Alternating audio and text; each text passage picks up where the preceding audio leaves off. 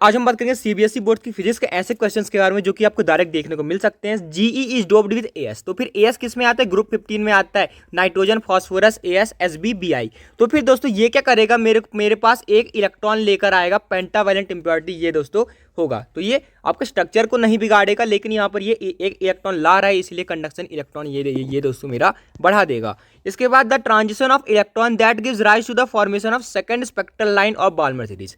Balmer series है, यानी कि एन फाइनल मेरा कितना है? 2 है। एन फाइनल मेरा 2 है, बाल्मर सीरीज है। एन 3 कब होता? जब मेरे को यहाँ पर पास्चर मिलता। तो फिर एन जो फाइनल है मेरा 2 है। जो मेरी पहली स्पेक्ट्रल लाइन होगी 3 से 2 तक होगी, और दूसरी कब होगी?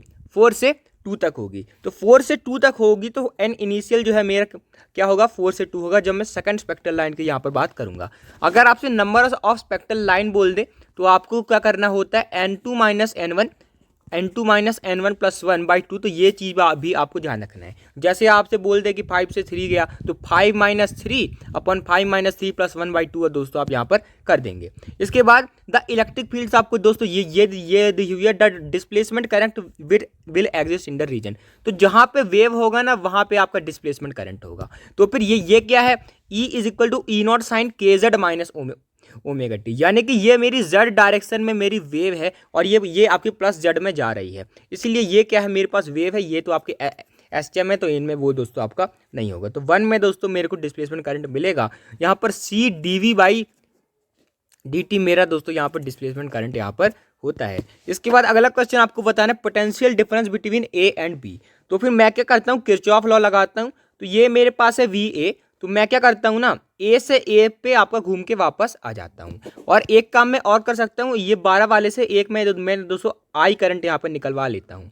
तो आई करंट मेरा सब में जाएगा और यहाँ पर वापस आएगा। तो फिर मैं अब मैं यहाँ से शुरू करूँगा। तो फिर ये मेरा +6 यहाँ पे होगा, माइनस यहाँ पर, तो -6 यहाँ पर हो जाएगा। मैं पॉजिटिव से नेगेटिव की तरफ जा रहा, करंट के साथ जाएंगे तो आपका पोटेंशियल घटेगा। तो -0.5 आई, यहाँ पर भी आपका पोटेंशियल घटेगा, -1 इंटू आई। और यहाँ पे माइनस से प्लस जा रहे हैं, तो यहाँ पर +12 यहाँ पर हो जाएगा, इज इक्वल टू, मैं वहीं पहुँच गया तो 0। तो फिर यहाँ पर मेरे पास हो जाएगा -1.5 आई, और ये दोस्तों मेरा हो जाएगा +6 इज इक्वल टू 0। तो आई मेरा आ गया 4 एम्पियर। आई दोस्तों मेरा 4 एम्पियर आने का मतलब क्या है? इसको अगर मैं देखूं तो इसके अराउंड पोटेंशियल डिफरेंस कितना हो गया? आई आर 4 का यहाँ पर हो गया, 4 इंटू 1 का यहाँ पर हो गया। यहाँ पर तो 0 है और पोटेंशियल डिफरेंस 4 का है, मतलब यहाँ पे आपका 4 यहाँ पर होना पड़ेगा। तो अब यहाँ पर 4 है और यहाँ पर 12 है, तो पोटेंशियल डिफरेंस ए और बी का कितना है? यहाँ पर आपका 8 का यहाँ पर हो जाएगा। तो ऐसे आपको किरचॉफ वोल्टेज लॉ यहाँ पर और किरचॉफ लूप लॉ यहाँ पर लगाना आना चाहिए। इसके बाद 10 centimetre long wire lies along the y-axis. It carries a current of 1 ampere in the positive y direction. In the a magnetic field B is equal to 5 mt j cap minus 8 mt k cap दोस्तों आपकी होती है। तब दोस्तों यहाँ पर आपको force यहाँ पर बताना है। तो फोर्स क्या होता है? फोर्स दोस्तों मेरा होता है I dot L cross B, I dot L cross B दोस्तों मेरे यहाँ पर होता है। और 1 लेंथ कहाँ है? पॉजिटिव वाई डायरेक्शन में, तो पॉजिटिव डायरेक्शन है, तो 10 सेंटीमीटर इंटू पॉजिटिव जे कैप इंटू दोस्तों आपको ये क्रॉस प्रोडक्ट आप दोस्तों यहाँ पर आपको करना पड़ेगा। तो फिर आप दोस्तों जब आप इसको सॉल्व करेंगे, एल क्रॉस बी करेंगे और आई से मल्टीप्लाई कर देंगे, तो ये मेरा -18 माइक्रो न्यूटन यहाँ पर मेरा आ जाएगा। तो ये दोस्तों आप कर सकते हैं। इसके बाद 2 beams A and B whose photon energy आपको 3.3 दी हुई है और 11.3 इल्यूमिनेट अ मेटल सरफेस जिसका वर्क फंक्शन आपके पास 2.3 है। The ratio of maximum speed दोस्तों आपको यहाँ पर बताना है। तो फिर के ई मैक्स मेरी क्या होती है? काइनेटिक एनर्जी मैक्स होती है मेरी E-5। तो फिर अगर मैं पहले में मैं बात करूंगा तो 3.3 माइनस 2.3 1 इलेक्ट्रॉन वोल्ट मेरे पास यहाँ पर आएगी। दूसरे में 11.3, उसी एनर्जी 11.3 है, माइनस वर्क फंक्शन 9। तो फिर अगर मैं बात करूं तो के ई वन और के ई टू का रेशियो कितना है? 1/9 है, यानी कि V1/V2 के स्क्वायर का रेशियो कितना है? 1/9 है, क्योंकि काइनेटिक एनर्जी होती क्या है? Half mv²। तो V1/V2 का स्क्वायर का आपका रेशियो है 1/9। तो फिर V1/V2 कितना होगा? 1/3 यहाँ पर दोस्तों मेरा यहाँ पर हो जाएगा। ये मैं यहाँ पर रूट यहाँ पर ले लूँगा, तो ये 1/3 दोस्तों यहाँ पर मेरा हो जाएगा। इसके बाद in photo electron the kinetic energy of the emitted photo electron increases with increase in intensity. गलत बात है। आपको दोस्तों ध्यान रखना है, अगर मैं इंटेंसिटी बढ़ाता हूं तो नंबर ऑफ फोटो इलेक्ट्रॉन दोस्तों मेरे बढ़ते हैं, इंटेंसिटी बढ़ती है। लेकिन अगर मैं इंटेंसिटी बढ़ाता हूं तो काइनेटिक एनर्जी मैक्स यहाँ पर आपकी नहीं बढ़ती है। इसके बाद photo electric current depends on the wavelength of incident light. ये तो आपका सही बात है, फोटो इलेक्ट्रिक करंट को आपका फर्क पड़ता है वेवलेंथ से, क्योंकि अगर आपने एक थ्रेशोल्ड वेवलेंथ से यहाँ पर आपने ज़्यादा दे दिया तो वो आपका निकलेगा ही नहीं, तो फर्क तो आपका पड़ता है। असर्शन फॉल्स है, रीजन ट्रू है। इसके बाद the mutual inductance between two coils is maximum when the coils are wound on each other. तो जब मैं वाउंड कर दूंगा ना तो यहाँ पर फ्लक्स लिंकेज सबसे ज़्यादा होगा, इसलिए दोस्तों यहाँ पर म्यूचुअल इंडक्टेंस आपका सबसे ज़्यादा होगा। क्यों? क्योंकि फाई होता है मेरा MI, तो M जो है मेरा डायरेक्टली प्रोपोर्शनल टू फ्लक्स यहाँ पर मेरा होता है। इसके बाद अगला क्वेश्चन आपको ये दिया हुआ है, plane and convex mirror can not produce real image under any circumstance. ये दोस्तों आपकी गलत बात है। प्लेन और कॉन्वेक्स मिरर आपकी वर्चुअल इमेज की तो मेरे को रियल इमेज बना के दे सकते हैं। इसके बाद अब virtual image can not serve, गलत बात है। वर्चुअल इमेज दोस्तों मेरा सर्व कर सकते हैं, तो असर्शन भी फॉल्स है, रीजन भी फॉल्स है। इसके बाद अगला क्वेश्चन आपको ये दिया हुआ है, एक न्यूट्रॉन है, मास m है, उसकी काइनेटिक एनर्जी E है, और एक फोटोन है, सेम एनर्जी है, लैम्डा n और लैम्डा p आपको डी ब्रॉगली वेवलेंथ दिए हैं, तो आपको लैम्डा n और लैम्डा p यहाँ पर आपको बताना है। फिर दोस्तों लैम्डा न्यूट्रॉन के लिए मैं क्या लिखूंगा, H/mv लिखूंगा, लेकिन यहाँ पर mv को मैं क्या लिख सकता हूँ, पोटेंशियल एनर्जी को, मतलब ये मोमेंटम को मैं लिख सकता हूँ √2m इंटू काइनेटिक एनर्जी। तो ये दोस्तों मेरा हो जाएगा, लैम्डा n मेरा दोस्तों हो जाएगा H/mv होता है, लेकिन यहाँ पर यहाँ पर एनर्जी दी है तो √2m ke, तो √2m इंटू ke। इसके बाद लैम्डा p मेरा क्या होता है, यहाँ पर आपको सेम एनर्जी दोस्तों आपको यहाँ पर दिया हुआ है, तो काइनेटिक एनर्जी जो है इसकी सेम है, मतलब लैम्डा मेरा क्या हो जाएगा, hc/e दोस्तों यहाँ पर हो जाएगा, hc/e दोस्तों मेरा यहाँ पर हो जाएगा। तो इसके बाद दोस्तों आप कैलकुलेट कर लेंगे, e दोस्तों आपका ऊपर चले जाएगा, E/c √2me, ये दोस्तों आपका आंसर यहाँ पर हो जाएगा। इसके बाद अगला क्वेश्चन आपको ये दिया हुआ है कि find a temperature at which resistance of a wire made up of silver will be twice its resistance at 20 degree Celsius. आपको यहाँ पर 20 डिग्री सेल्सियस को रेफरेंस टेम्परेचर लेना है, और टेम्परेचर कोएफिशिएंट आपको ये दिया हुआ है। तो फिर R मेरा होता क्या है, R मेरा होता है R0 1 + अल्फा डेल्टा T। तो मेरे को दिया हुआ है कि डबल हो जाए, यानी कि मैं यहाँ पे क्या लिखूंगा, 2 टाइम्स R0 मेरा हो जाए। R0 मेरा यहाँ पर कट गया, तो 1 मेरा दोस्तों यहाँ पर 2 - 1 मेरा आ जाएगा अल्फा डेल्टा T। तो डेल्टा T दोस्तों मेरा आ जाएगा 1/अल्फा। डेल्टा T आ गया मेरा 1/अल्फा, और डेल्टा T को मैं क्या लिख सकता हूँ, T final minus T initial. कितना था इनिशियल, -20 डिग्री सेल्सियस था। तो यहाँ से दोस्तों मैं यहाँ पर T निकाल लूँगा। इसके बाद वो आपका डेल्टा है तो उसको दोस्तों सेल्सियस और केल्विन से फर्क नहीं पड़ता। इसके बाद plot a graph showing variation of current. यहाँ पर आपको GaAs मटेरियल दिया हुआ है, तो फिर वही आप सेमीकंडक्टर वाला यहाँ पर ग्राफ यहाँ पर बना देंगे। यहाँ पर मेरे को आपको बताना है ओम्स लॉ कहाँ पे आपका फॉलो होगा, तो यहाँ पर आपका फॉलो यहाँ पर हो जाएगा। इसके बाद रेजिस्टेंस नेगेटिव मेरे को दोस्तों यहाँ पर देखने को मिल जाएगा। इसके बाद अगला क्वेश्चन आपको ये दिया हुआ है कि एक क्यूब है तो, और E आपकी 500 xi कैप है, 500 xi कैप है, x आपका मीटर में है, तो यहाँ पर x आपको दोस्तों मीटर में है। फिर इसके बाद दोस्तों आपको ये बताना है, E आपको NC यहाँ पर आपको दिया हुआ है newton per coulomb. The flux passing through the cube, तो flux passing through the cube क्या होगा, flux passing through the cube यहाँ पर दोस्तों मेरा इसके यहाँ पर मेरा होगा। तो E, तो मैं एरिया कौन सा लूँगा, पूरे क्यूब का एरिया मैं ले लूँ, पूरे क्यूब का एरिया ले लूँ, माइनस ऊपर वालों का हटा दूँ, माइनस ऊपर वाले का हटा दूँ। तो यहाँ से दोस्तों मेरे को फ्लक्स यहाँ पर पता यहाँ पर चल जाएगा। इसके बाद यहाँ पर जो मेरा फ्लक्स है यहाँ पर वेरी भी करेगा, इंटीग्रल करेंगे तो फिर दोस्तों हम क्या करेंगे कि यहाँ पर आई को हम लोग कहाँ से कहाँ तक वेरी करवा लेंगे, यहाँ पर हम दोस्तों इसको वेरी करवा लेंगे 0.1 से लेकर यहाँ पर हम दोस्तों ये मेरा 0.2 हो जाएगा, तो 0.1 से 0.2 तक दोस्तों इसको वेरी आप करवा लीजिएगा। तो यहाँ पर ये मेरा आसानी से हो जाएगा। इंटीग्रल E.dA मेरा Q in by epsilon not यहाँ पर होता है, तो इंटीग्रल E.dA और दोस्तों यहाँ पर आपका एरिया कांस्टेंट है, तो वो दोस्तों मेरा बाहर आ जाएगा। तो यहाँ से फिर उसके बाद आप इसको इंटीग्रेट कर लीजिएगा। इसके बाद अगला क्वेश्चन आपको ये दिया हुआ है, the proton with kinetic energy इतना moving horizontally from north to south enter some uniform magnetic field of B of 2 milli tesla directed eastward, तब दोस्तों आपको स्पीड ऑफ प्रोटॉन यहाँ पर बताना है। तो फिर ये मेरा कहाँ जा रहा है दोस्तों, नॉर्थ से साउथ जा रहा है, नॉर्थ से ये दोस्तों मेरा साउथ जा रहा है, और मेरे पास दोस्तों एक मैग्नेटिक फील्ड है ईस्टवर्ड, एक मेरे पास है मैग्नेटिक फील्ड ईस्टवर्ड। आपको ध्यान रखना है इस वेलोसिटी को कोई फर्क नहीं पड़ता। अब आप दोस्तों बी कोई भी यहाँ पर लगा लें, तो फिर वही मेरी रहेगी। यहाँ से आप हाफ एम वी स्क्वायर दोस्तों आप यहाँ पर इसकी काइनेटिक एनर्जी लिख लीजिएगा। यहाँ पर आप इससे वेलोसिटी यहाँ पर निकाल लेंगे। इसके बाद magnitude of acceleration of proton, कोई भी दोस्तों यहाँ पर एक्सेलरेशन मेरे को नहीं देखने को मिलता है, लेकिन एक मेरे को सेंट्रीपीटल वाला जरूर देखने को मिलेगा। तो सेंट्रीपीटल में दोस्तों आप v²/r दोस्तों आप कर दीजिएगा। और यहाँ पर ये जो आपका फोर्स है ना, यहाँ पर इसका जो फोर्स होगा QVB, ये दोस्तों मेरा बराबर होगा mv²/r के। ये दोस्तों मेरा mv²/r के दोस्तों यहाँ पर बराबर हो जाएगा। तो यहाँ से दोस्तों आपका वेलोसिटी निकल जाएगा, उसके बाद mv²/r दोस्तों आप निकाल लेंगे। और मैं रेडियस कैसे निकालूंगा, mv/qb दोस्तों मैं करके निकालूंगा। तो √2mke/qb, तो यहाँ से आपका रेडियस निकल जाएगा और सारी चीज़ें दोस्तों आप ये निकाल लेंगे। तो इस q/m का भी दोस्तों आप यूज कर लीजिएगा।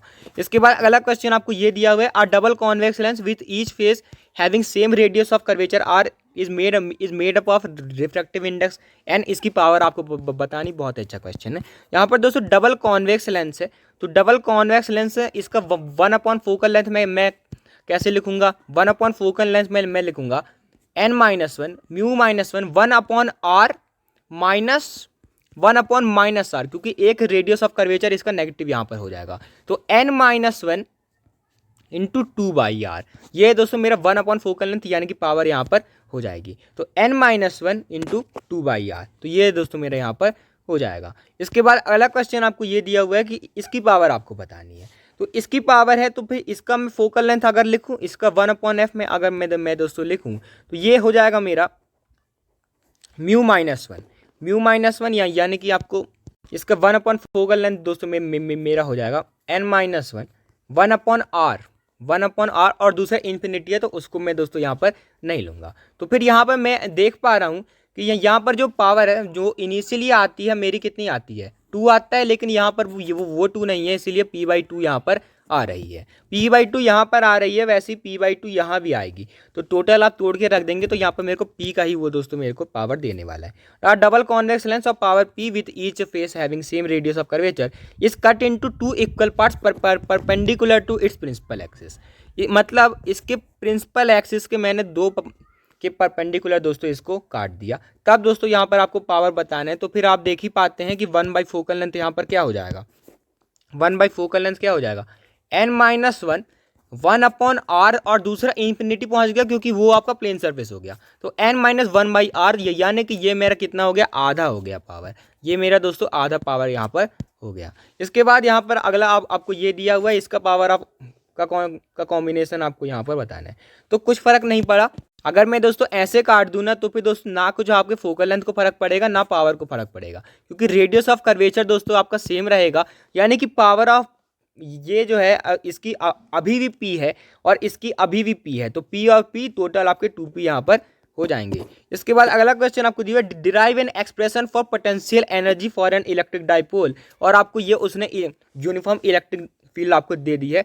अब आपको बताने मैक्सिमम और मिनिमम यहाँ पर क्या होगी। तो फिर दोस्तों मैं टॉर्क को क्या लिखता हूँ, टॉर्क को दोस्तों मैं लिखता हूँ PE sin थीटा, और दोस्तों मैं डेल्टा U को क्या लिखता हूँ, माइनस इंटीग्रल, नहीं मैं दोस्तों डेल्टा U को लिख लेता हूँ इंटीग्रल टाउ डी थीटा। तो फिर ये दोस्तों मेरा हो जाएगा PE sin थीटा, मैं लिखूंगा टाउ को इंटू डी थीटा। तो यहाँ पर आपका PE यहाँ पर बाहर आ जाएगा, यहाँ पर आपका हो जाएगा माइनस कॉस थीटा। P यहाँ पर क्या होता है, चार्ज इंटू लेंथ, और E तो मेरा वही इलेक्ट्रिक फील्ड यहाँ पर है। इसके बाद यहाँ पर PE into minus cos theta, तो ये दोस्तों माइनस PE कॉस थीटा दोस्तों यहाँ पर मेरा आ जाएगा। अब दोस्तों ये मैक्सिमम कब होगा, मैक्सिमम दोस्तों जब होगा जब थीटा मेरा 180 डिग्री होगा, थीटा 180 डिग्री होगा तब दोस्तों ये दोस्तों मेरे को मैक्सिमम वैल्यू यहाँ पर ये आपको दे देगा, अनस्टेबल इक्विलिब्रियम आपका आ जाएगा। यहाँ पर अगर मैं थीटा को 90 लिख दूँ, तो ये 0 यहाँ पर आपका मैक्सिमम यहाँ पर हो जाएगा। तो ये क्या होता है, माइनस PE कॉस थीटा। इसके बाद an electric dipole consist of charges ये और ये लोकेटेड एट ये एंड ये आपको बताना है। इलेक्ट्रिक फील्ड आपने स्विच किया तो टॉर्क आपको यहाँ पर बताना है। तो फिर दोस्तों ये भी अच्छा क्वेश्चन है कि एक आपके पास इलेक्ट्रिक डाइपोल है, एक आपका 0 पे है और यहाँ पर एक आपका 3 4 पे है। तो एक दोस्तों आपका 3 4 पर है। फिर इसके बाद यहाँ पर ये हमारी आई ई, ये दोस्तों हमारी आई ई, और यहाँ पर आपको बताना है टॉर्क इसके ऊपर दोस्तों कितना यहाँ पर लग रहा होगा। तो फिर टॉर्क दोस्तों क्या होता है, टॉर्क यहाँ पर ये कॉस थीटा वाले कंपोनेंट का नहीं लगेगा। अगर मैं इसका यहाँ पर ले लूँ, अगर मैं दोस्तों इसको पी ले लूँ तो फिर सिर्फ पी साइन थीटा पे आपका टॉर्क लगेगा। तो पी साइन थीटा इंटू ई यहाँ पर दोस्तों यहाँ पर हो जाएगा, पी साइन थीटा इंटू ई, पी ई साइन थीटा दोस्तों आप डायरेक्ट कर देंगे। फिर और यहाँ पर थीटा कितना हो जाएगा ये भी देखने वाली बात है। ये 3 है, ये 4 है, तो फिर ये दोस्तों मेरा थीटा हो जाएगा साइन थीटा मेरा टेन थीटा दोस्तों मेरा 4/3, यानी कि ये 53 डिग्री यहाँ पर ये मेरा हो जाएगा। तो पी ई साइन थीटा दोस्तों आप कर दीजिएगा, पी ई साइन थीटा यहाँ पर आप कर देंगे तो आपको आंसर मिल जाएगा। पी में कैसे लिखूंगा, क्यू इंटू एल करेंगे, क्यू इंटू एल करेंगे, यानी कि क्यू इसमें कितने हैं, एक है, इंटू एल यहाँ पर ऐसे था ना, यहाँ पर समझने की कोशिश कीजिएगा। 3 4 ये दोस्तों मेरा ही है, 3 4 मेरा ये है, तो 3 है यहाँ पर एक्स में, 4 है वाई में, मतलब 5 है ये दोस्तों ये। तो P इंटू ई हम दोस्तों एल हम लेंगे डिस्टेंस, तो एल मेरा दोस्तों वहाँ पर 5 यहाँ पर आ जाएगा। तो पी ई साइन थीटा कर लीजिएगा। इसके बाद अगला क्वेश्चन आपको दिया हुआ है, एक रजिस्टर है और एक कैपेसिटर है, उसके दोस्तों आपने V is equal to V M sine omega T आपको दिया हुआ है। तब दोस्तों आपको इंपिडेंस को यहाँ पर बताना है। तो इंपिडेंस में मैं कैसे करूँगा, इंपिडेंस में मेरा दोस्तों यहाँ पर होता है √r² प्लस XC का स्क्वायर प्लस XC का स्क्वायर √r² प्लस 1/ω/c का स्क्वायर दोस्तों ये मेरा यहाँ पर हो जाएगा। तो XC मेरा क्या होता है 1/ω/c। When does an inductor act as an conductor, तो फिर दोस्तों इंडक्टर में मेरा करंट का ग्रोथ कैसे होता है 1 - e⁻⁻t into R by L. तो फिर अगर मैं दोस्तों बात करूँ टी, अगर मैं दोस्तों इन्फिनिटी रख दूँ, टी को अगर मैं दोस्तों इन्फिनिटी रख दूं तो ये दोस्तों मेरा e⁻⁻∞ 0 की तरफ चले जाएगा। तो आई मेरा I0 आ जाएगा, यानी कि ये मेरे को क्या दे देगा, एज अ कंडक्टर यहाँ पर दे देगा। तो टी को मेरे को इन्फिनिटी यहाँ पर रखना पड़ेगा। इसके बाद आज स्टेप ऑफ ट्रांसफार्मर आपको ये 200 और 3000 आपको दिया हुआ है। तो प्राइमरी में मेरे पास है 200 और यहाँ पर सेकेंडरी में मेरे पास है 3000। तब दोस्तों आपको बताना है कि इनपुट वोल्टेज अगर 90 वोल्ट प्राइमरी का दिया हुआ है तो फिर आपको आउटपुट यहाँ पर बताना है। तो यहाँ पर मेरे पास VP/VS होता है, VP/VS दोस्तों मेरे पास होता है NP/NS, डायरेक्ट यहाँ पर आपका रिलेशन होता है। तो VP/VS यानी कि 200/3000, यानी कि कितना हो जाएगा ये 200/3000 1/50 यहाँ पर आपका हो जाएगा। NP/NS दोस्तों मेरा यहाँ पर हो जाएगा 1/15। और मेरे को प्राइमरी कितना दिया हुआ है 90 अपॉन यहाँ पर मेरे को दिया हुआ है VS, तो VS मेरा आ जाएगा 90 × 15 यहाँ पर मेरा आ जाएगा। Current in the primary call, तो फिर मेरा IS/IP में मेरा क्या होता है, यहाँ पर मेरे पास होता है NP/NS। तो यहाँ पर उल्टा रिलेशन होता है, आप यहाँ पर कर लेंगे। इसके बाद अगला क्वेश्चन आपको refractive index of the material of prism आपको इतना दिया हुआ है। अगर रिफ्रैक्टिंग एंगल आपका 60 डिग्री है तब आपको एंगल ऑफ मिनिमम डेविएशन बताना है। तो फिर दोस्तों क्या होता है, यहाँ पर मेरा म्यू होता है sine A plus del min by 2, A plus del min by 2 upon sine A/2 upon sine A/2, ये दोस्तों मेरे यहाँ पर होता है। रिफ्रैक्टिंग एंगल आपको 60 डिग्री दिया है, यानी कि ए मेरा कितना है 60 डिग्री। तो म्यू मेरा दोस्तों यहाँ पर हो जाएगा sine A plus del min by 2, sine 60 plus del min by 2 बहुत अपॉन साइन A/2 यानी कि 1/2। तो ये दोस्तों मेरा हो जाएगा √2 into 1/2 is equal to sine 60 into 60 plus del by 2। तो फिर यहाँ पर ये मेरा √2 बन गया, यानी कि 60 प्लस डेल मीन बाई 2 मेरा कितना है साइन इनवर्स ऑफ √2 यानी कि 45 डिग्री है। तो 45 डिग्री है दोस्तों मेरा 60 प्लस डेल मीन बाई 2। तो फिर यहाँ पर मेरा कितना हो जाएगा, डेल मीन मेरा आ जाएगा 30 डिग्री। इसके बाद एंगल ऑफ इंसिडेंस दोस्तों आपको बताना है। तो अगर मेरे पास म्यू यहाँ पर √2 आ गया, और दोस्तों मेरे पास वो भी आ चुका है कि मेरे पास डेलमिन जो है मेरे पास यहाँ पर क्या हो जाएगा, डेलमिन मेरे पास 30 डिग्री यहाँ पर हो जाएगा। तो एंगल ऑफ इंसिडेंस तो दोस्तों आप निकाल सकते हैं, इसको आपको कमेंट करके बताना है। इसके बाद अगला क्वेश्चन आपको दिया हुआ है कि आपको टू चार्ज पार्टिकल्स है पी और Q having same charge but different masses M P and M Q start from rest and travel equal distance. तो आपको टी पी और टी क्यू को दोस्तों यहाँ पर आपको रेशियो बताना है। तो फिर दोस्तों यहाँ पर एक्सेलरेशन क्या होता है, एक्सेलरेशन तो दोस्तों यहाँ पर होता है E into Q by M, E into Q by M into tau average, into tau average. तो फिर यहाँ पर मैं दोस्तों ई बाई एम का दोस्तों यहाँ पर आपका एक्सेलरेशन यहाँ पर होता है क्यू ई बाई एम। तो फिर क्यू ई बाई एम का दोस्तों मेरे पास यहाँ पर रेशियो यहाँ पर देखने को मिल रहा है। तो फिर यहाँ पर चार्ज तो दोनों का क्यू है, चार्ज तो दोनों का क्यू है, और एक में मेरे पास एम पी है और एक में दोस्तों मेरे पास क्या है एम क्यू है। तो फिर दोस्तों मेरा क्या होता है S is equal to U T plus half A T square.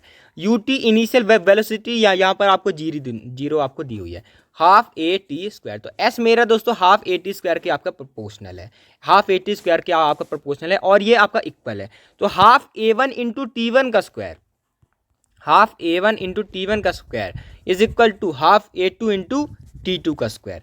तो यहाँ पर हाफ से हाफ आपका कैंसिल हो जाएगा। यहाँ पर अगर मैं दोस्तों लिखूँ तो T P by T Q मेरे को बताना है, तो T P by T Q का स्क्वायर दोस्तों मेरा यहाँ पर क्या आ जाएगा ए टू बाई ई वन यहाँ पर दोस्तों मेरा आ जाएगा। तो ए टू बाई ए वन यानी कि वो मेरा ई बाई एम है, तो फिर मेरा चार्ज और ई तो आपका सेम है, तो ये इन्वर्सली प्रोपोर्शनल यहाँ पर मेरा आ जाएगा। यानी कि M one by M two दोस्तों मेरा यहाँ पर आ जाएगा, यहाँ पर मेरा आ जाएगा E by M one upon E by M two. तो फिर ई कट के आपका M one by M two यहाँ पर आ जाएगा। तो M P by M Q का अंडर रूट यहाँ पर दोस्तों मेरा आंसर हो जाएगा। इसके बाद अगला क्वेश्चन आपको ये दिया हुआ है कि electron drift with speed C in a conductor with potential difference V, if V को मैंने वी बाई टू कर दिया तो मेरा ड्रिफ्ट स्पीड मेरा यहाँ पर क्या हो जाएगा। आपको ध्यान रखना है जो आपकी ड्रिफ्ट स्पीड होती है डायरेक्टली प्रोपोर्शनल टू वोल्टेज यहाँ पर आपकी होती है, तो ये वी डी बाई टू यहाँ पर हो जाएगी, वरना I is equal to V D E ना। तो ऐसे भी दोस्तों आप डिराइव कर सकते हैं। इसके बाद अगला क्वेश्चन आपको दी हुआ है, लेंथ आपको 4.4 मीटर आपको दी हुई है, इसको मैंने सर्कुलर लूप में बांध दिया, करंट इसका ये दे, तो इसमें आपको बताना मैग्नेटिक मोमेंट यहाँ पर क्या होगा। तो ये दोस्तों मैग्नेटिक मोमेंट दोस्तों मेरा होता है आई इंटू ए। तो मेरे को यहाँ पर एरिया मेरे को बताना पड़ेगा। तो यहाँ पर इसका जो सरकमफरेंस होगा ना उसको मैंने बांध दिया, तो उसके जो सरकमफरेंस होगा वो मेरा दोस्तों यहाँ पर 4.4 के यहाँ पर बराबर हो जाएगा। तो 2.2 बाई पाई का दोस्तों मेरे पास यहाँ पर रेडियस आ जाएगा।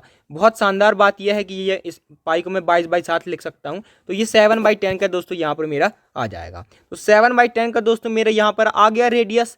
तो यहाँ पर अभी इसके बाद दोस्तों आप दोस्तों निकाल सकते हैं, आई इंटू ए कर लेंगे तो आई इंटू पाई इंटू इसका स्क्वायर, पाई इंटू इसका स्क्वायर, तो 49/100 इंटू पाई। तो ये दोस्तों आप यहाँ पर निकाल लेंगे, ये दोस्तों आप आपसे आसानी से निकाल लेगा, आसानी से आपको ये दोस्तों 1.54 यहाँ पर आ जाएगा। इसके बाद अगला क्वेश्चन आपको दिया एक सर्कुलर कॉइल है आपकी रेडियस 10 सेंटीमीटर की, इस मैग्नेटिक फील्ड में दोस्तों आपको रखी है। इसके बाद आउटवर्ड यूनिट वेक्टर जो है आपका सरफेस ऑफ कॉइल के इतना दिया हुआ है, तो मैग्नेटिक फ्लक्स आपको यहाँ पर बताना है। तो मैग्नेटिक फ्लक्स आपका होता क्या है, बी डॉट ए यहाँ पर होता है।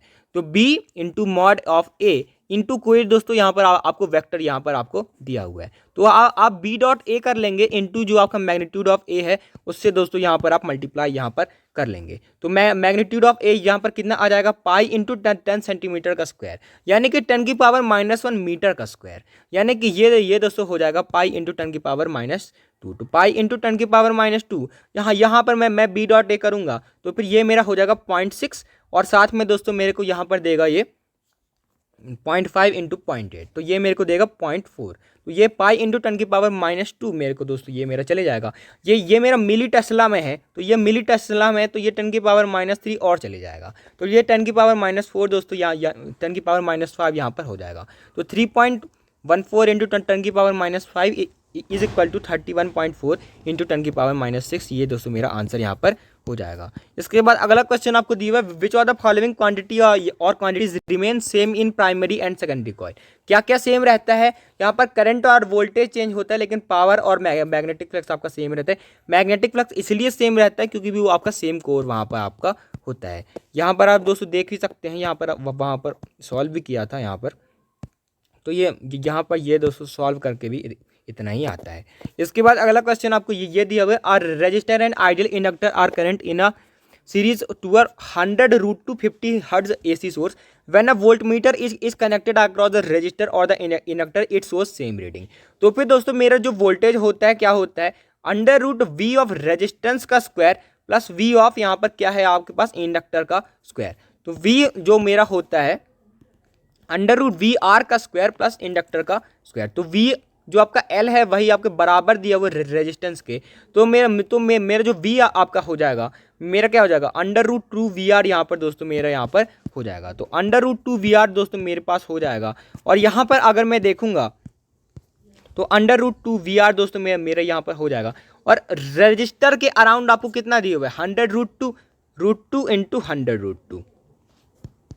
अच्छा जी, वो तो आपको 200 कट जाएगा, तो ये 100 वोल्ट मेरे को यहाँ पर मिल जाएगा। इसके बाद अगला क्वेश्चन आपको दिया electromagnetic wave with wavelength of 10 nanometre. तो 10 नैनोमीटर वेवलेंथ वाली कौन होती हैं, आपकी एक्स रेज यहाँ पर होती हैं। इसके बाद दोस्तों अगला क्वेश्चन आपको ये दिया, एक अल्फा पार्टिकल है वो दोस्तों गोल्ड न्यूक्लियस के ऊपर आपका कर रहा है गेगर मार्टसन एक्सपेरिमेंट में। इसके बाद दोस्तों उसकी काइनेटिक एनर्जी के है वो दोस्तों एक स्टॉपिंग डिस्टेंस पे आपका रुक जाता है, तब दोस्तों आपको बताना है डी आपके किसके प्रोपोर्शनल यहाँ पर होगा। तो फिर आपको ध्यान रखना है काइनेटिक एनर्जी जब पोटेंशियल एनर्जी के बराबर आपकी हो जाएगी तब वो आपका रुक जाएगा।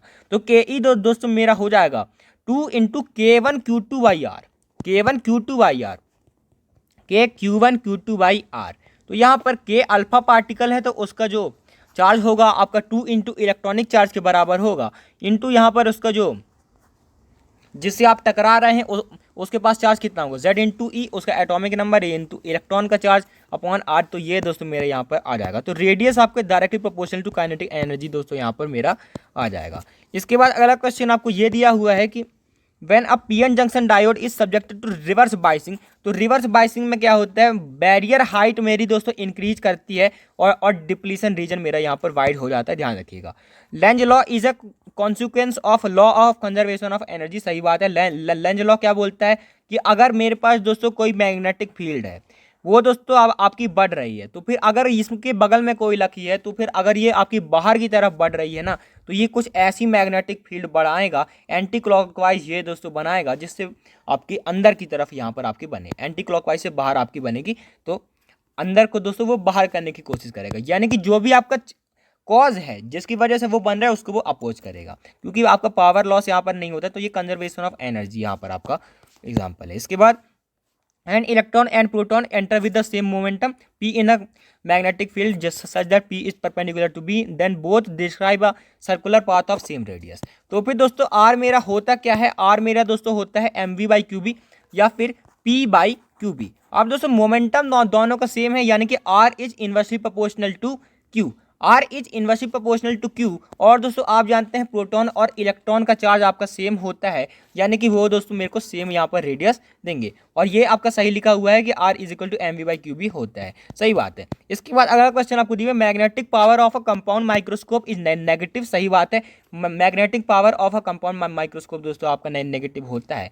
Final image is erect with respect to object. गलत बात है, आपकी वर्चुअल इन्वर्टेड यहाँ पर बनती है। यहाँ पर आपकी क्या बनती है, यहाँ पर आपकी कौन सी बनती है, इन्वर्टेड यहाँ पर आपकी बनती है। तो ये तो आपका ट्रू है, वो आपका फॉल्स है। इसके बाद अगला क्वेश्चन आपको रेजिस्टिविटी को आपको यहाँ पर डिफाइन करना है। तो m/m² टाउ दोस्तों ये मेरा होता है। तो अगर मैं नंबर डेंसिटी के साथ देखूंगा तो ये इनवर्सली प्रोपोर्शनल टू n है, और यहाँ पर टाउ के साथ देखूंगा तो ये इनवर्सली प्रोपोर्शनल टू टाउ है। इसके बाद अगला क्वेश्चन आपको ये दिया हुआ है लैम्डा और के ई का दोस्तों आपको यहाँ पर रेशियो दिया हुआ है। तो लैम्डा आपका होता क्या है h/mv, और mv मेरा क्या होता है √2m ke, √2m ke। तो ये है मेरा दोस्तों लैम्डा। अगर दोस्तों मैं लैम्डा को y बोल लूँ, इसको x बोल लूँ, अगर मैं लैम्डा को y बोल लूँ और इसको x बोल लूँ, लैम्डा को y बोल लूँ और इसको x बोल लूँ, तो √ke इंटू √2am। तो फिर यहाँ पर ये मेरे पास क्या है, y है 1/√ke दोस्तों मेरा m है। तो ये 1/√2m ये क्या है, ये दोस्तों मेरा क्या है दोस्तों स्लोप है। ये है दोस्तों मेरा स्लोप है। कौन सा आपका हैवी है, कौन सा आपका हैवी है, आप देख पा रहे हैं स्लोप क्या है, y is equal to mx आपका होता है। स्लोप क्या है, स्लोप है मेरा 1/√2m। तो फिर आप दोस्तों मेरा स्लोप ये है। स्लोप मेरा किसके प्रोपोर्शनल है, इनवर्सली प्रोपोर्शनल टू मास है, स्लोप है मेरा इनवर्सली प्रोपोर्शनल टू मास। तो जिसका स्लोप बड़ा होगा उसका मास कम होगा, जिसका स्लोप बड़ा होगा उसका मास कम होगा। तो आप देख पा रहे हैं m2 का स्लोप बड़ा है, यानी कि m2 का मास यहाँ पर कम है, m2 का मास यहाँ पर आपका कम है, तो m1 का मास यहाँ पर आपका ज़्यादा है। ये आपका वैलिड है फोटोन के लिए, यहाँ पर दोस्तों फोटोन के लिए ये दोस्तों वैलिड नहीं है, उसके लिए अलग ही आपकी कहानी चलती है। ये आपके जो माइक्रोस्कोपिक पार्टिकल्स हैं उनके लिए वैलिड है, मतलब जो माइक्रोस्कोपिक भी हैं लेकिन एनर्जी नहीं है। इसके बाद क्योंकि जो फोटोन का रेस्ट मास होता है 0 होता है। The cells of EMF 2 volt और 6 वोल्ट है, इंटरनल रेजिस्टेंस का 0.1 और 0.4 है, तो उसको आपने इक्विवेलेंट EMF आपको दोस्तों यहाँ पर बताना है। पैरेलल में कमेंट किए, पैरेलल में कमेंट आपने कर दिया। तो E1/R1 plus E2/R2 upon 1/R1 plus 1/R2। तो पे E1/R1 2/0.1 20 प्लस 6/0.4, तो ये मेरा हो जाएगा 15 अपॉन 1/R1 1/0.1 10 प्लस 1/0.4, ये मेरा कितना चले जाएगा, ये यहाँ पर 1/0.4 यानी कि 10/4, 10/4 दोस्तों मेरा हो जाएगा 2.5। तो ये 35/12.5 2.8 दोस्तों मेरे यहाँ पर आ जाएगा। इसके बाद अगला क्वेश्चन आपको दिए, for ray incident at critical angle of reflection आपको बताना है। तो फिर एक कोई रे है आपकी आती है और ऐसे एंगल ऑफ इंसिडेंस पे आती है कि वो ऐसे डायरेक्ट आपकी निकल गई, ऐसे डायरेक्ट आपकी निकल गई, यानी कि 90 डिग्री का दोस्तों यहाँ पर उसने यहाँ पर एंगल बनाया, 90 डिग्री का यहाँ पर बनाया है एंगल। इसके बाद a ray of light of wavelength 600 nanometre incident in water है, तो आपको बताना है वेवलेंथ एसोसिएटेड विद रिफ्रैक्टेड रे। तो रिफ्रैक्टेड रे आपका क्या होता है, रिफ्रैक्टेड रे लैम्डा टाइम्स आपकी हो जाती है, क्या हो जाती है, लैम्डा टाइम्स आपकी हो जाती है। तो लैम्डा टाइम्स ये दोस्तों अब आपकी बढ़ जाएगी, यानी कि 800 नैनोमीटर यहाँ पर ये हो जाएगी। इसके बाद ये आपका बहुत ही शानदार क्वेश्चन है, यहाँ पर आपको ये ऐसे यहाँ पर दिया हुआ है। तो फिर अब दोस्तों यहाँ पर ये मेरे को दिया हुआ है ग्रेजिंग इंसिडेंस है, यानी कि इसका जो आपका एंगल ऑफ इंसिडेंस है ना वो मेरा थीटा सी के बराबर है। तो ये थीटा नहीं है, थीटा सी है, और यहाँ पर ये मेरा क्या है, ये है दोस्तों मेरा 90 माइनस थीटा सी, ये है मेरा 90 माइनस थीटा सी, तो ये है मेरा दोस्तों 90 माइनस थीटा सी। और दोस्तों अगर आप देखेंगे तो यहाँ पर sine theta C 1 into sine theta C is equal to इसका जो रिफ्रैक्टिव इंडेक्स n है into sine 90 minus theta C, sine 90 minus theta C is equal to, तो मेरा साइन थीटा सी दोस्तों आ गया n into sine 90 minus theta C यानी कि कॉस थीटा सी। इसके बाद आप क्या करेंगे, साइन थीटा सी मेरा क्या होता है 1/n होता है, ये दोस्तों मेरा यहाँ पर 1/n दोस्तों यहाँ पर होता है। दोस्तों साइन थीटा सी मेरा होता है 1/n, तो ये हो जाएगा मेरा दोस्तों n इंटू कॉस थीटा सी, तो कॉस थीटा सी आ गया मेरा 1/n²। तो यहाँ पर साइन इनवर्स दोस्तों मेरे को यहाँ पर ये दिया हुआ है, तो यहाँ से दोस्तों आप यहाँ पर मतलब ये वाला आपका थीटा सी है, सॉरी, तो यहाँ पर ये मेरा 90 माइनस थीटा सी है, तो यहाँ से आप थीटा निकाल लेंगे, तो यहाँ पर ये मेरा √n² - 1 यहाँ पर आ जाएगा। इसके बाद अगला क्वेश्चन आपको दिया है, state Gauss law in electrostatics. तो गॉस लॉ मेरे को क्या बोलता है, इंटीग्रल E.dA, ये होता है मेरा Q inside by epsilon not. इसको मेरे को अप्लाई करना है एक थिन शीट के लिए। तो मेरे पास एक दोस्तों प्लेन शीट है, यानी कि मेरे पास मैं इसके ऊपर अगर बनाऊं तो इसके पास आपके दो आपके सर्कुलर सरफेस होंगे, क्योंकि ये एक शीट है ना। तो फिर ये क्या होगा, अगर मैं इससे दूं इसकी अगर मैं चार्ज डेंसिटी सिग्मा मान लूँ, क्योंकि ये इनफाइनाइट है, तो इसके चार्ज के लिए हमको सिग्मा का इस्तेमाल करना पड़ेगा, तो सिग्मा इंटू ए इसका चार्ज यहाँ पर हो जाएगा। तो अगर मैं इससे फ्लक्स लिखता हूँ तो वो दो सरफेस से पास करेगा, यानी कि इलेक्ट्रिक फील्ड इंटू दो surface 2a is equal to Q inside by epsilon naught, तो sigma A by epsilon naught, Q inside मेरा कितना है सिग्मा इंटू ए है, तो सिग्मा बाई 2 एप्सिलॉन नॉट यहाँ से आप निकाल लेंगे। इसके बाद आपको नेट फोर्स यहाँ पर आपको बताना है। तो नेट फोर्स मेरा क्या होता है, नेट फोर्स मेरा होगा Q इंटू ई, और इनफाइनाइट लाइन चार्ज में मैं दोस्तों आपका क्या होता है 2k lambda by A, 2k lambda by A into Q दोस्तों मेरा यहाँ पर होता है। तो फिर दोस्तों यहाँ पर ये है मेरा पॉजिटिव वाला है, ये मेरा पॉजिटिव वाला है, तो ये इसको अपने से दूर फेंकेगा, ये दोस्तों इसको अपने से दूर फेंकेगा, और यहाँ पर मतलब इसकी जो फील्ड होगी अपने से दूर होगी, और इसकी जो फील्ड होगी अपने से पास होगी। लैम्डा 2 मेरा माइनस है, इसीलिए यहाँ पर मैं फोर्स क्या लिखूंगा 2k लैम्डा 1/r1 मैं लिखूंगा 2k लैम्डा 1/r1, दोनों प्लस हैं तो प्लस 2k लैम्डा 2/r2। तो यहाँ से दोस्तों आप आसानी से निकाल लेंगे। यहाँ पर k क्या होता है 1/4 पाई एप्सिलॉन नॉट, उसकी वैल्यू आपको ध्यान रखना है 9 × 10⁹ यहाँ पर आपकी होती है। इसके बाद consider a group of charges Q1 Q2 Q3, इसके बाद इक्विपोटेंशियल एट लार्ज डिस्टेंस। तो फिर मेरे पास Q1 है, मेरे पास Q2 है, मेरे पास Q3 है, बहुत सारा है। तो फिर अगर मैं एक सरफेस बनाऊंगा ना स्फीयर, तब स्फीयर से इनकी डिस्टेंस आपकी सेम होगी, तब दोस्तों यहाँ पर आपको इक्विपोटेंशियल सरफेस यहाँ पर दोस्तों आपको देखने को मिलेगा। तो ये स्फेरिकल सरफेस दोस्तों आपको यहाँ पर बनेगा। इसके बाद अगला क्वेश्चन आपको ये दिया हुआ है, a current carrying circular loop of magnetic moment M is suspended in vertical plane in an external magnetic field B such that its plane is normal to B. The work done in rotating the loop by 45 degree. तो work done मेरा क्या होता है, ये दोस्तों मेरा होता है -mb cos theta, -mb cos theta. ये दोस्तों मेरा यहाँ पर हो जाता है वर्क डन। वर्क डन दोस्तों ये दोस्तों मेरा ये दोस्तों हो जाएगा, तो माइनस इंटू एम मेरे को ये दिया हुआ है mb cos 45 मेरा होता है 1/√2। तो ये 1/√2 मेरा कितना जाएगा 1.4। तो फिर ये दोस्तों माइनस में दोस्तों मेरे को ये दोस्तों वैल्यू यहाँ पर दोस्तों यहाँ पर देने वाला है। इसके बाद अगला क्वेश्चन आपको ये दिया हुआ है, consider a solenoid of L. तो ये सेल्फ इंडक्टेंस वाला क्वेश्चन है। तो ये क्या होता है μ0 n² a/l, μ0 n² a/l। तो ये नंबर ऑफ टर्न तो कांस्टेंट है, अगर मैं एरिया बढ़ा दूं लेंथ घटा दूं तब दोस्तों आपका सेल्फ इंडक्टेंस यहाँ पर आपका बढ़ेगा। इसके बाद अगला क्वेश्चन आपको दिया हुआ है, which of the following as highest frequency.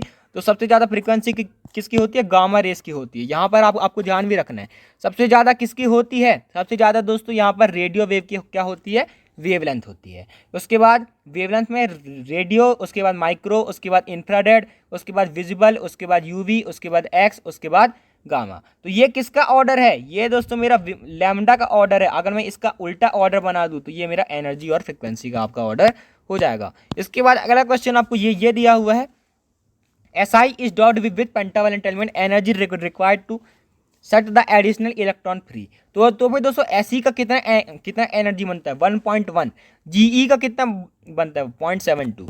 इसके बाद अगला क्वेश्चन आपको ये दिया हुआ है, in a semiconductor the electron in the conduction band have less energy than those in valence band. गलत बात है, कंडक्शन बैंड की एनर्जी ज़्यादा होती है, donor energy level is just above the valence band. गलत बात है, सेमीकंडक्टर में ऐसा नहीं होता, वो आपका कंडक्टर में होता है कि जस्ट ही आपका वो ऊपर हो।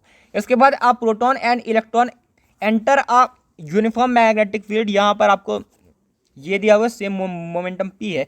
तो अगर प्रोटॉन और इलेक्ट्रॉन, तो ये तो सी है ना, R = p/q। ये भी आपका सही बात है, क्योंकि mv/q भी मोमेंटम सेम है, तो इनवर्सली प्रोपोर्शनल टू चार्ज है, और चार्ज तो दोनों का सेम है। इसके बाद अगला क्वेश्चन आपको दिया, the minimum intensity of white light that our eyes can perceive is about 0.1 n। तो ये आपको 10⁻⁻9 में आपको दिया हुआ है, 10⁻⁻9 वाट/मीटर²। आपको बताना है कैलकुलेट नंबर ऑफ फोटोन। तो नंबर ऑफ फोटोन मेरा क्या होता है, एनर्जी क्या होता है, एनर्जी दोस्तों मेरा होता है Nhc/λ। और दोस्तों और बात अगर करें तो Nhc/λ दोस्तों ये मेरा होता है एनर्जी, n जो आपके नंबर ऑफ फोटोन है इंटू hc/λ।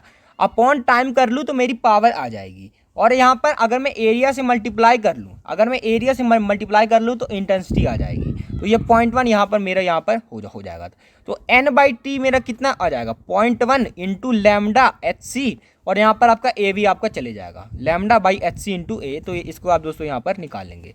इसके बाद अगला क्वेश्चन आपको दिए, suppose a pure SI crystal है, उसमें आपके इतने इलेक्ट्रॉन है, 5 × 10⁻28 एटम्स पर मिलीमीटर क्यूब। तो फिर आपको n इनिशियल आपको ये इतना दिया हुआ है 5 × 10⁻28। तो यहाँ पर आपको SI का दिया हुआ है, सॉरी। इसके बाद अगला क्वेश्चन आपको ये दिया हुआ है कि it is doped by 1 ppm concentration of boron. तो 1 ppm कंसंट्रेशन है, 1 ppm कंसंट्रेशन है, यानी कि 10⁻6 जो है उसमें से एक को दोस्तों आपने डॉप किया है, यानी कि 5 × 10⁻28 अगर टोटल है तो 10⁻6 को डोप किया गया है, तो 5 × 10⁻22 को आपको डोप किया गया है। और एक एटम को डोप करने से एक इलेक्ट्रॉन मिलता है। तो फिर यहाँ पर मेरे को कितने इलेक्ट्रॉन मिले हैं, इतने मेरे को यहाँ पर इलेक्ट्रॉन यहाँ पर मिले हैं। इसके बाद आपको ध्यान रखना है Ne × NH आपका होता है Ni²। तो फिर यहाँ पर आपका N होल दोस्तों यहाँ पर आपका आ जाएगा, क्योंकि आपने यहाँ से इलेक्ट्रॉन का नंबर यहाँ से निकाल लिया है। और आपका एन ऑफ इलेक्ट्रॉन आपका एन होल से ज़्यादा है, मतलब ये क्या है, एन टाइप सेमीकंडक्टर है। इसके बाद एक साइनसोइडल वोल्टेज है, यहाँ पर आपको ये दिया हुआ है, आपको बताना है in with the current leads the voltage. Current किस में जीतता है भाई, करंट जीतता है मेरे कैपेसिटर में। कैपेसिटर सी का मतलब करंट और सी का मतलब capacitor. Identify the correct element, तो ये यहाँ पर क्या, कैपेसिटर। अगर करंट जीत जाए तो आपका कैपेसिटर। इसका रिएक्टेंस क्या होता है, 1/ओमेगा सी होता है। इसके बाद यहाँ पर रेजिस्टेंस और फ्रीक्वेंसी का दोस्तों यहाँ पर आपको बताना है। तो रेजिस्टेंस मेरा ऐसा है, अगर मैं फ्रीक्वेंसी 2πf भी ले लूँ तो ये मेरा इनवर्सली प्रोपोर्शनल है। इसके बाद explain the behaviour of this element when it is used in an AC circuit and in a DC circuit. तो एसी सर्किट में तो अच्छे से काम करेगा, डीसी सर्किट में अच्छे से काम नहीं करता। इसके बाद एटॉमिक मास यूनिट क्या होता है, ये होता है 1/12 ऑफ कार्बन 12 आइसोटोप। इसके बाद अगला क्वेश्चन आपको दिया, calculate energy required to separate a neutron. तो फिर यहाँ पर आप दोस्तों एनर्जी निकालेंगे तो ये हो जाएगा मेरा डेल्टा एम इंटू सी स्क्वायर। और दोस्तों यहाँ पर आप डायरेक्ट भी कर सकते हैं, यहाँ पर आप यहाँ पर डेल्टा एम निकाल लीजिएगा कि मेरा जो न्यूट्रॉन है मेरे को एक एस यहाँ पर दे रहा है और एक यहाँ पर एन यहाँ पर मेरे को दे रहा है। तो फिर इन दोनों का मैं मास ऐड करूँगा, माइनस न्यूट्रॉन का कर लूँगा, तो फिर यहाँ से मेरा डेल्टा एम यहाँ पर आ जाएगा। उसको 931.5 मेगा इलेक्ट्रॉन वोल्ट से मल्टीप्लाई कर लीजिएगा, तब दोस्तों आपकी एनर्जी आ जाएगी। इसके बाद अगला क्वेश्चन आपको दो, इलेक्ट्रिक फील्ड आपको ये दिया हुआ है, आपको वर्क बताना है। तो इलेक्ट्रिक फील्ड क्या होता है, integral E dot D x, integral E dot D X. तो यहाँ पर मतलब आपको वर्क डन यहाँ पर बताना है ना। तो आपका चार्ज क्या हो जाएगा, क्यू ई आपका हो जाएगा, फोर्स क्या हो जाएगा, क्यू ई हो जाएगा। तो integral F dot D X, तो integral F dot D X यहाँ पर आपका हो जाएगा। पॉइंट चार्ज है तो कुछ आपका फर्क नहीं पड़ेगा। तो 10x plus 4i cap into D x, इसको तो दोस्तों मेरे को 1 से 5 से 10 करना है और 1 से आपका 50 से 510 यहाँ पर आपको करना है। ये दोस्तों मेरा फोर्स किस में लग रहा है, फोर्स यहाँ पर आई में लग रहा है, तो मेरा यहाँ पर वाई में कोई आपका वर्क यहाँ पर नहीं आएगा। तो यहाँ से दोस्तों आप इंटीग्रेट कर लीजिएगा।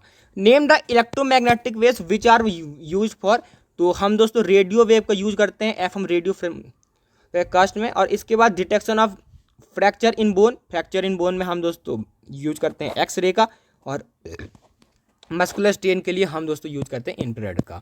इसके बाद अगला क्वेश्चन दोस्तों आपको ये दिया हुआ है कि रेडियो वेव जो है आपके 1 मिलीमीटर से 100 किलोमीटर होती हैं, सही बात है।